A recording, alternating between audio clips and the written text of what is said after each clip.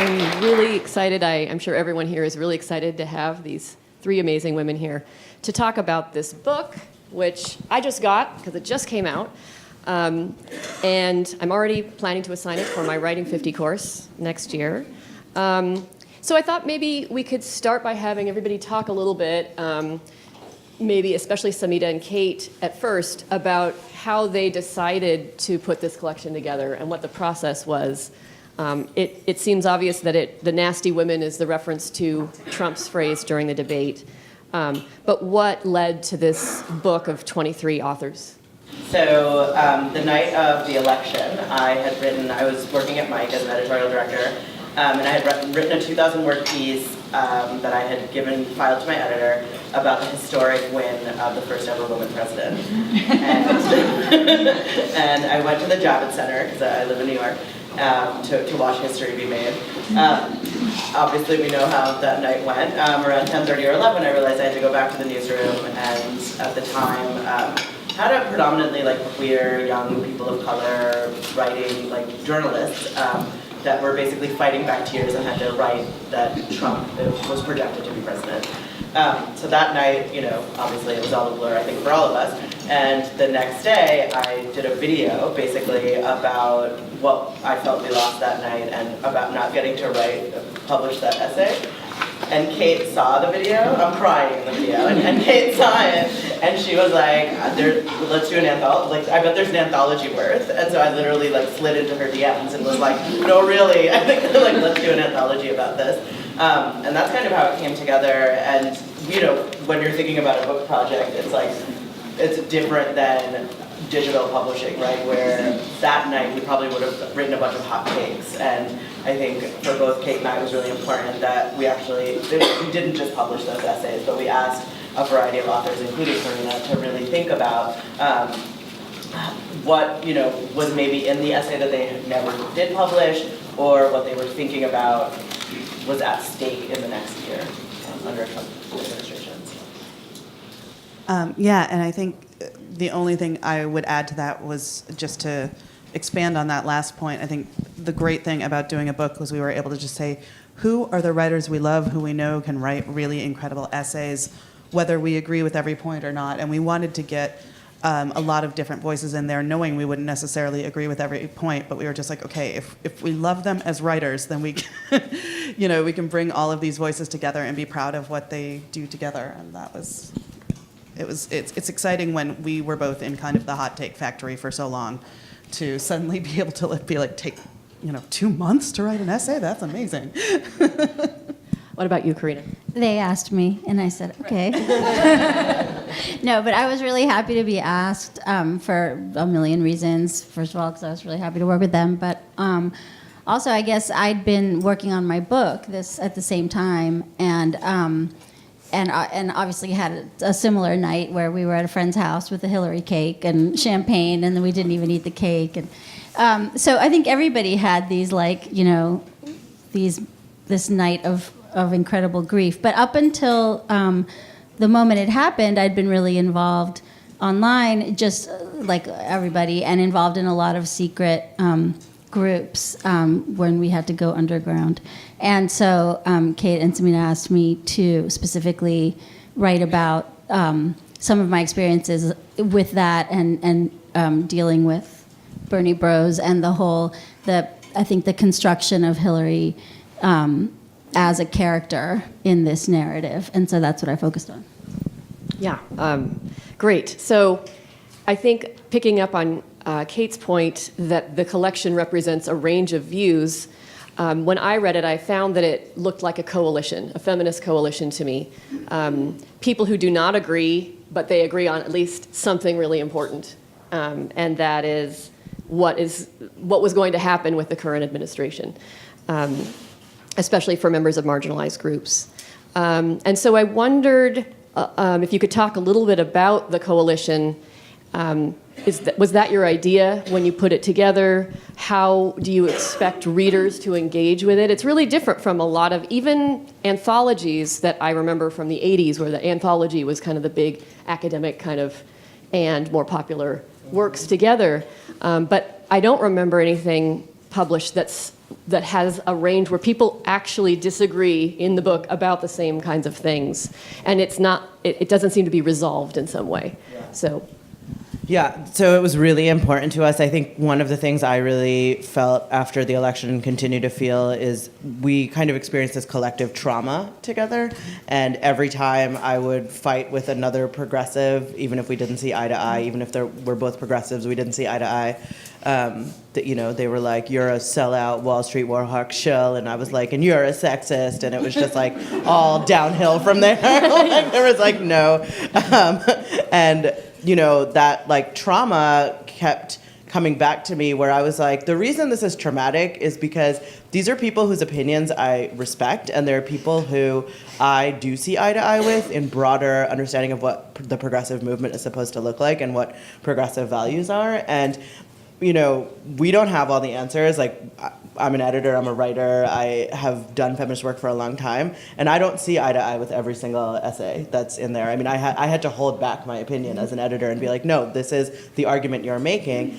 And the hope is really for young feminists and young progressives to really hear each other, because that's the thing I wasn't feeling, and especially on Twitter where, and it's like, and Kate can really speak to this, of like you have to apologize before you say you're a Hillary supporter, or feeling like my progressive credentials or my radical credentials are now being questioned because I openly supported a candidate that wasn't radical enough for the left, and that was just how I felt as a woman of color immigrant, a feminist activist for 20 years. Like, how dare you, and I think a lot of people feel that way, where it's like, how dare you question me right now, and so we really wanted to put sophisticated, words behind that, not just a bunch of tweets where we call each other out and it all ends in, and then we all hate each other to block each other, and it's all a mess.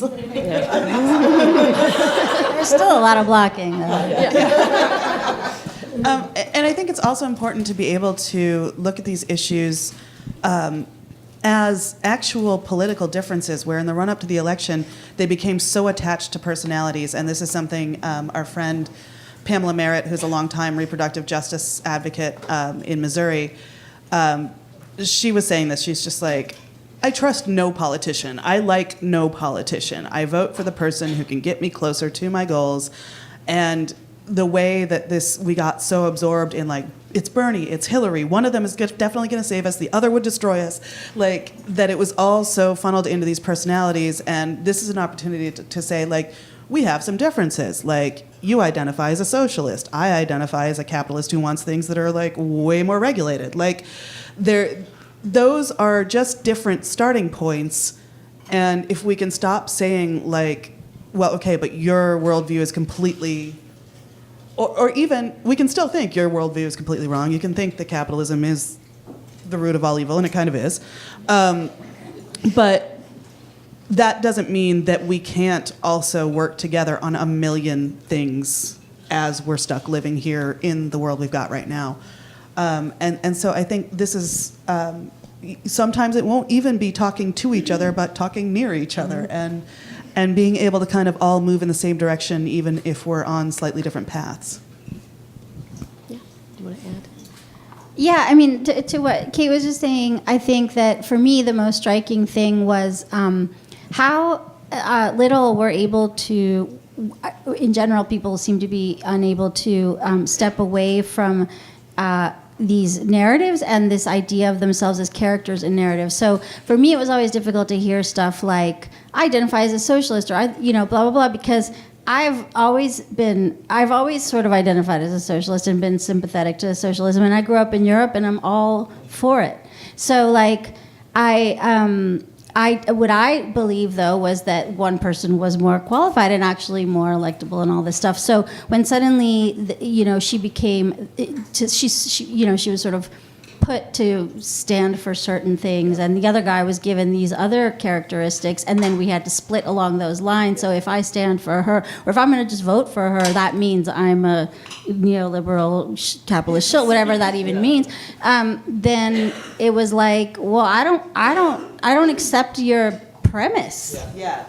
And that was really hard. It's impossible to have a conversation when we can't even agree on the basic premise of what we're discussing. Right, you know? where people are insisting on their right to label you politically Exactly. based on a really shallow understanding of differences between candidates and reasons why people might support one.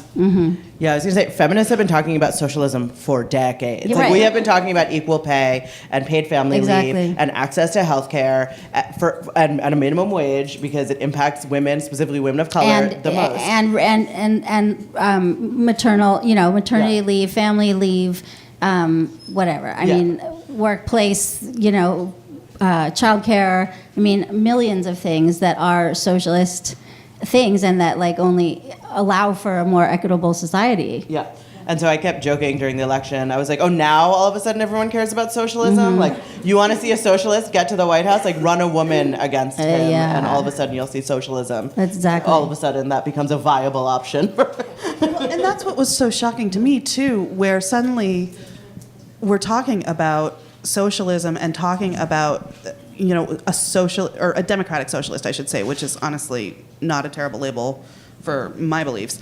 But someone who uses the word socialism in a country where that word has been so unbelievably demonized and, and literally among certain parts of the population is just automatically equated with fascism.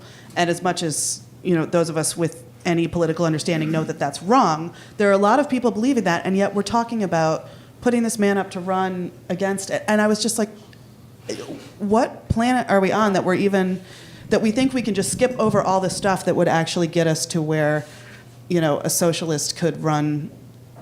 It felt like a pipe dream to me, and that was very hard to be like, in some ways I would love it. I just don't, I think we're wasting our chance, as it turned out. But again, it was all about labels because it seems to me that a candidate who has fought her whole life, who's like exposed, segregation in schools in Arkansas, who like fought for, better conditions for female workers at, on the board of Walmart or whatever, all these things were actually the things that, the practices that get us closer to that kind of a society.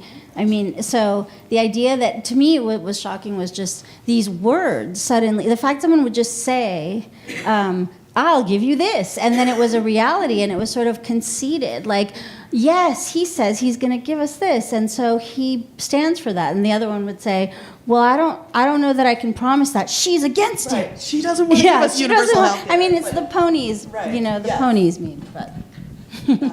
Yeah. Well, and I think that goes back to Samhita's essay, which is about the way that identity politics were demonized. And, the way you just described it, we were talking, she's been fighting for women and children in her life. She's been fighting against segregation. She's been fighting for, universal child care, health care, whatever you just said. But issues that were painted as identity politics as opposed to class issues, as opposed to public health issues, human issues. If they had to deal with women or with race, then they were identity politics and they had to be shoved aside. Mm-hmm. And that's what Samhita's essay is all about. Mm-hmm. Yes, how totally awesome this conversation is. All right, I want to switch a little bit, picking up on a lot of what you've just said, though. I'm really interested in the essay form, and I know I have some students here who are writing essays, and I wanted to have you talk a little bit about how you change the essay form in your pieces, how you, as editors, wanted the essay to take on maybe some new qualities. How did you stretch it? Some of the early essays feature people crying, grieving, exaggerating, being funny, things that the very most classic essay form usually doesn't have room for. So I wondered if we could think about that and maybe how social media and your background in that has influenced how we write essays that maybe can get past these narratives or the kind of catchphrases to really change people's minds. Okay, I have a lot of thoughts about this because I do have an MFA in writing and I'm working on a PhD in writing, which I've recently switched. It's going to be creative nonfiction. But also I got my writing career started in the feminist blogosphere, which was blogs are sort of mini essays, but it was a very different form where it was more conversational. Someone just asked us, so we've also started this podcast, Feminasty, wherever podcasts are distributed. And someone was asking us about the podcast specifically recently and said, does writing, how much do you script it? Does writing for speech change, from how you write an essay? And to me, podcasting feels like blogging, but we're just talking it out instead of writing it out. Whereas with the essay, I really wanted to take care to go deeper, to create layers, to create nuance that isn't possible in a hot take, in a blog post, in a podcast, to even come to some tentative conclusions, or at least work my way more toward them.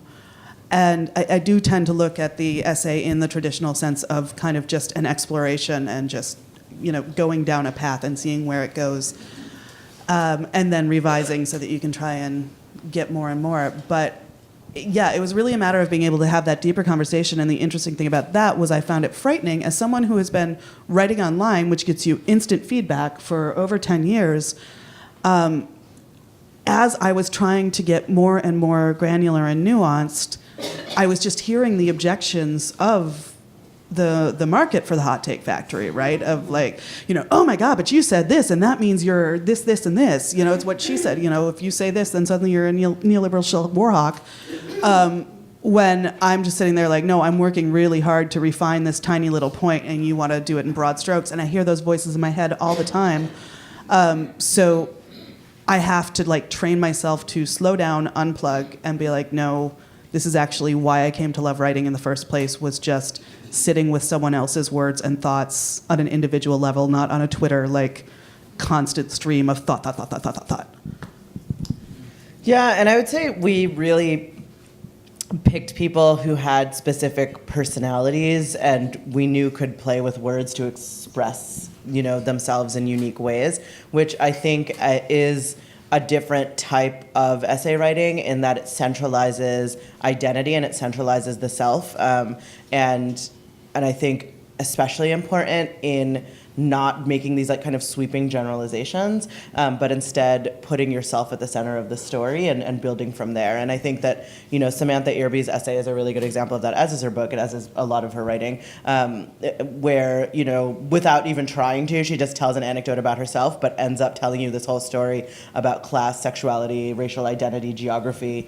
And I think, we picked people we knew that were really good writers because it was a really short timeline, so had to get us something quickly that didn't require a lot of back and forth, but also people that had a specific type of experience and could give us a perspective that we wouldn't get from someone who just was studying the subject and could write an essay about it. And I am totally comfortable standing behind that strategy because I think there is this myth of objectivity when you do a certain type of writing, which I think is a very masculine form of looking at essay writing and writing in general, and kind of decentering that in and of itself as a strategy and a tactic of essay writing. Yeah, I love writing essays, and I feel like I also kind of I think of them in the really old term, like the French term of the attempt, and that it's not a for me it's less often about arguing a certain point, but trying to someone described this something that I'd written to me this way, and I'm taking it because I really liked it, but it was just I feel like what I did in my book and then in this essay was to try to just sort of take my feelings and then try to give them a history and a context. And it was it's sort of why am I feeling this way? I feel this way. I'm really angry. I'm really confused. I'm having all these strong reactions, and then I tried to, and I was given the subject, but it was a great assignment for me, and I then sort of tried to see what are all the elements here, and also where do all the elements come from, and trace it back to the point where I could understand a little bit better what was happening, and I think that's generally my approach. So I'll ask one more before I open it up. Do you think that the book might have or might be reflecting a kind of new wave of feminism in some way? The coalition model, the disagreement, the centering of the self, the changes to the essay format that allow for emotion and not objectivity.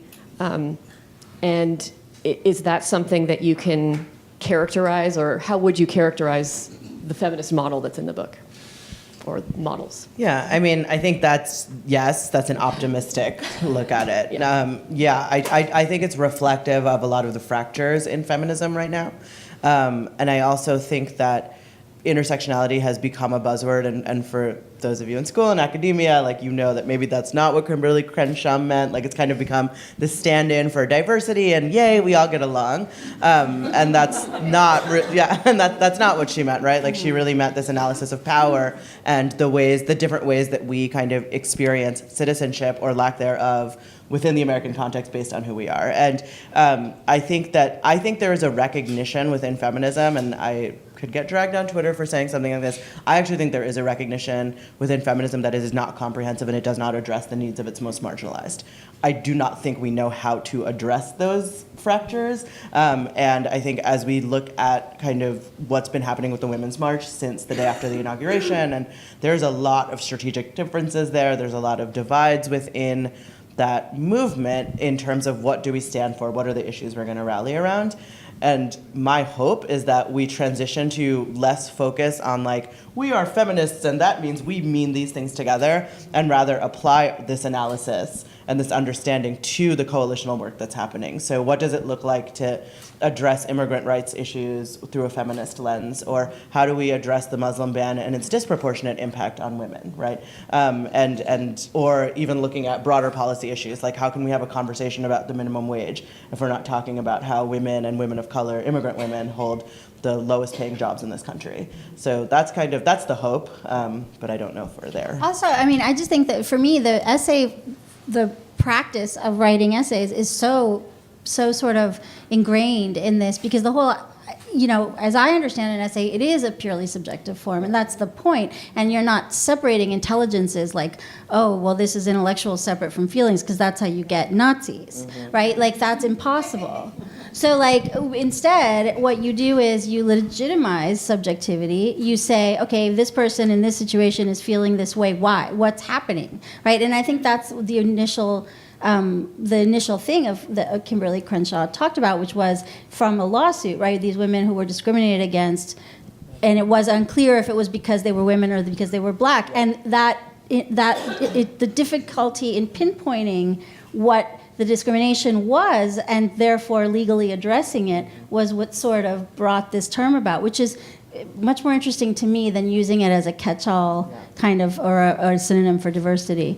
But I was going to say, so I think that, like, the essay as a subjective form is exactly what we need to fight the objectification and dehumanization of so many people. It's sort of asserting your experience, your personal and emotional experience, as something that's vital and that, like, actually is like the sort of main thing that makes you a person.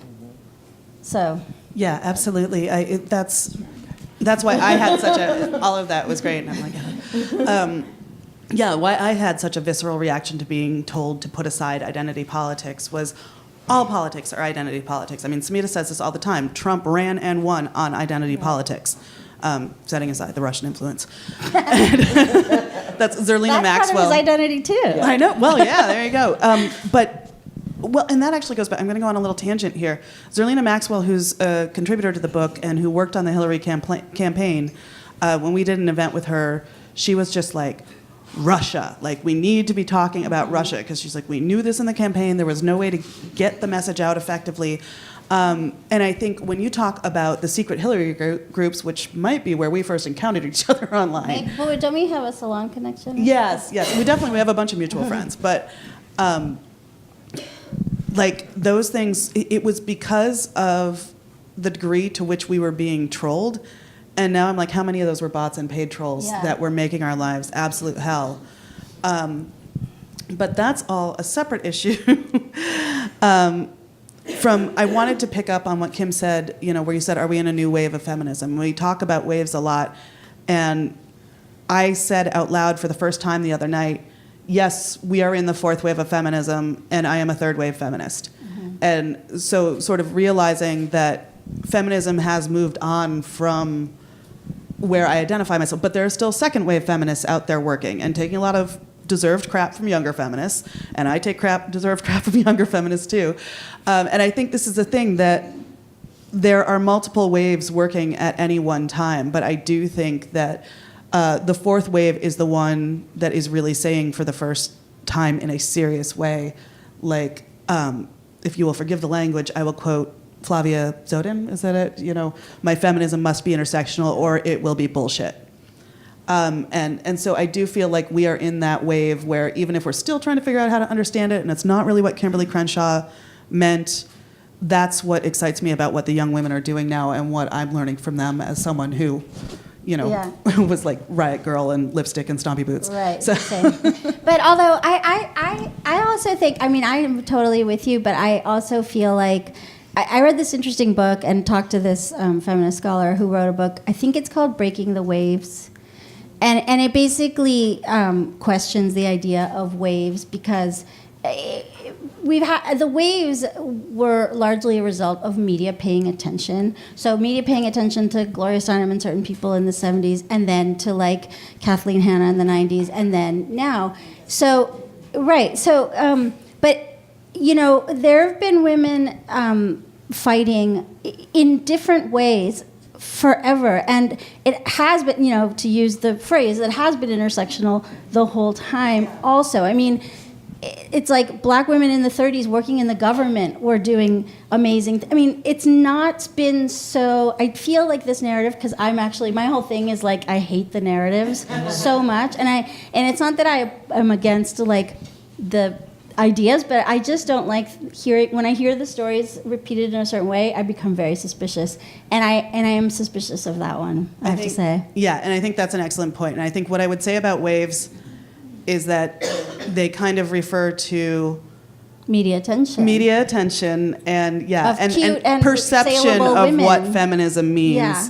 Much more than the reality of feminism, and what's which really has always doing, been, and what these women have been doing all along. I mean, since the 19th century. So if you can pick out, and this was to me the thing with the Bernie bros, well, like if you're going to pick out like, oh, this 19th century feminist was kind of a racist. Okay, that's true, but are we really going to just like throw the whole damn thing under the bus because at the time someone said something that we don't think is cool anymore? Yeah. You know, and that's where it gets a little bit the purity politics and the idea that like, oh, I deserve to be shamed by you, youngster. Like, it's cool, but like it's also a little bit like, what's the point? I have a harder time with that. I'm probably saying all the wrong things. No. Okay. I think this is great because I struggle with the same things, and at some point we will let you wrap up and get to audience questions in a second, but I think this is important. And actually my essay is largely about Susan B. Anthony and how do we forgive her, and I think the flip side of that just happened the other night when Eminem made this incredible anti-Trump rap saying, I am standing with the black community against this president, and how powerful that is, knowing that he has all these white supremacist supporters. And then there is still my thing in the gut that like this is one of the most misogynistic celebrities we have, and now we're celebrating him. But I think it's the same thing. You have to be able to, there are going to be people who get it really right in some areas and really wrong in others, and how do we take what's really right and move, and that ultimately it doesn't matter whether we think Eminem is a good person or even whether we think Susan B. Anthony is a good person, but it's like, what can we take from that instead of dismissing someone wholesale because... Yeah, the idea that we have nothing to learn from the past. I mean, my fear of what happens with the way feminism is construed in waves, and the idea that people have to agree, is that this has happened every time. It happened in the 70s. There was a fracturing, and then there was a backlash, and there was a sort of like pushing down, and it will happen again. If it, I do think that like it's the idea that like we can't, that we have to dismiss everything in order to make it new, keeps us in a cycle, keeps us in the eternal now. And I think a lot of people don't realize, like, this goes back to Hillary and the construction of her is that, like, when Hillary was a young woman, when she was in college, she, when she had to, she went to apply to Harvard Law School, and she was told, we have enough women. You know, she went through that stuff. In 1973, you couldn't get a car loan. You couldn't get a credit card. Well, I was in kindergarten. Right. My mom couldn't get her own car if she had to. You know, so when we really think about that stuff, like it's so close. It's so present still, and it's always like nipping at our heels. So the idea that we've evolved so much and we're so far, we believed that too when we were 20 and Riot Girls, right? We thought it was, oh, well, that's done. Right. Katharine Hepburn thought it, that she was like the first, that her it was done. Her mom got suffrage and she could wear pants and it was all better now. All right.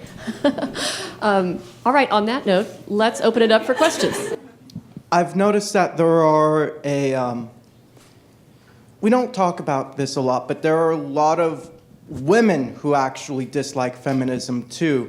And I've heard women say that it's a cancer and that it's such a horrible thing. And I mean, obviously it's not. They've just kind of bought into this lie that they've been told their whole lives. But I was wondering if you had any opinions on how best to handle speaking to someone like that, so that you can kind of try to open their mind up so that they can actually accept the idea of feminism being something that can and will help them. Thank you. I wish I had the magic answer for that. Since I've been evangelizing about feminism on college campuses for a long time, and this question comes up a lot about, you know, I'm not a feminist, but, you know, and I would say I think there's different levels of this. I think there's the person that's just like, I am not a feminist. I want to be oppressed. Like I'm pro-life, like all of that stuff. And I'm like, okay, maybe that's not like the person I'm not gonna change that person's mind. I do think that feminism has had, anti-feminists have had a tremendous marketing strategy against feminism where they convinced young women that if they identified as feminists, they wouldn't get laid. And I feel like this is extremely effective, like extremely effective. And so a lot of women agree with the principles of feminism. They're just afraid of identifying with it because they think boys won't like them. And let's be real, that's a real experience. Or they have real legitimate criticisms of a movement that has some baggage. That said, I would say that rather than focus as much on the identity of being a feminist or whether they're a feminist, I think always illuminating examples of where women's equality matters is always eye-opening for anybody. It's not necessarily like, fine, you don't want to call yourself a feminist. I gave up on that. For a long time, I was like, you must, like, I have 100 feminist t-shirts, like, I have a feminist pet, like, I'm just like, I'm feminist. And now I'm like, all right, maybe, like, that's a cosmetic thing. Maybe, I still don't think it is, because it's still a powerful word. But I do think that there are other ways to bring people along, and talking about, like, literally, do you think that you and I should work exactly the same, have the exact same credentials, yet you make 30% less than me for the rest of your career? Is that fair to you? And if you don't think that's fair, then you are a feminist. Yeah, I think Samhita just alluded to this, but I just want to kind of highlight a little bit more that there are different reasons why people don't identify as feminist. And one is that because of that perception, as we were talking of, feminism has been this incredibly white middle-class movement. There are a lot of people who say that just doesn't speak to me. There's black feminism, there's womanists, there's transnational feminists that just don't feel at all like they don't find themselves in what is presented as the feminist movement. And that's a very different problem from what is also a very real problem, which is young women who have been fed this marketing that feminism means you're, a hairy-legged Nazi. And on top of that, I think a lot of women don't necessarily put it together, and I think this is especially why a lot of white women come late to feminism, because if this is our kind of main site of oppression, and we're not raised to even recognize it as oppression, it's not until you've had enough things accumulate that you start to go, oh, that's what sexism is. Like, that thing that I blew off and I thought it was just that guy being a jerk. And I thought I didn't get that job because maybe I wasn't quite qualified and I thought this happened. And then you put it together and you're like, oh, this has been a pattern of me, being denied opportunity because of my identity when, I grew up with my parents telling me I could be absolutely anything, I can wear pants, I can have credit cards. So it took me a while to kind of realize, like, oh, yeah, this, like, sexism is real and it's something that impacts my life too. And so yeah, I think a lot of people are just kind of, and also there is another thing that is a big kind of hobby horse of mine. I write a lot about rape culture, and there's a lot of discussion of do people identify as victims or survivors, and what do they do? And well, I absolutely believe you should address someone in the way that they choose. You know, if they say survivor is important to me, do it. I feel like there's so much in this culture that says you got to choose not to be a victim. And I'm not a victim. I don't want to be a victim. And this is something that anti-feminists hurl at us all the time. It's like, oh, you're just playing the victim. And so there's this idea that victimhood is something that you opt in or out of depending on, you know, how you react to the world. And it's like, no, I was a victim when I got raped. I didn't have a choice about that. And I am a victim when sexist oppression happens to me. And it's okay to be a victim and have that be part of your life experience and something that informs your political choices. But I think that can be another thing, is just people saying, like, well, I don't want to act like a victim, so I'm not going to identify as a feminist. I so agree with that too. Like, the Harvey Weinstein stuff is really this in action right now, showing us this. Like, you know, the idea that one after another they're coming out, and it's sort of the critical mass, I think, shifts a perception. It forces a change in perception that I don't think, you know, can be undone. Even if nothing much changes, even if the focus is on, like, oh, that monster, and it's like, well, it's a whole culture like this. You know, he maybe is an egregious example. But it does, you know, I think that it's interesting how much we're made to deny the impact of what happens. And it's a very gaslighting culture for us. And so then you get to, you know, especially when you're young, and I think patriarchy really is all about co-opting young women and saying, no, you're okay, you're going to be fine, don't listen to the old lady who's angry. And then it's going to take you to when you're an old lady who's angry to be like, oh, wait a minute, right? And then you're going to talk to a 20-year-old and be like, it's different now. And it's like a horror film. And it goes back to, if you Google old, like, vintage suffragist cartoons, you will find pictures of, like, you know, women who are fighting for their vote. They're gross old maids, and it's just because they can't get a husband and all of that stuff. Like, it's always this the same. Isn't new. Yeah, not new at all. Okay, so I teach politics here, so obviously I'm coming at this from that perspective. You said something very interesting about the waves and who gets media attention, and I was also really interested in what you thought about political leadership and how that changes the idea of who is supposed to lead a movement and who defines the face of the feminist movement. And whether it's the civil rights movement, whether it's movements elsewhere, you'll see that people want to have one face of a movement. So an emblem who represents what the movement is, quote unquote, truly about, and people are uncomfortable with different viewpoints. So I was wondering what you think about how we can shift that, right? And one of the reasons I think a lot of third or fourth wave young feminists did not identify with the dominant feminist movement was that people want a slogan, they want a mascot, okay? And what if you don't see yourself in that mascot, you might not think that issue represents you. So I was wondering what you think about this dilemma. On the one hand, you want visibility, you want leadership, you want the mascot, you want that slogan. On the other hand, you want to be as broad and inclusive as possible so people can see themselves in you. So what ideas do you have for those of us who'd like to see more of that?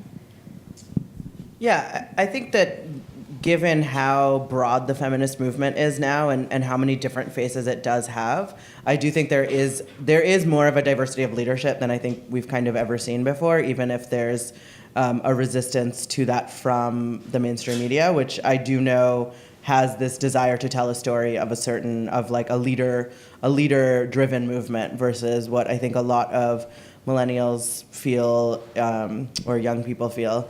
Just stop saying millennials, it's a marketing term.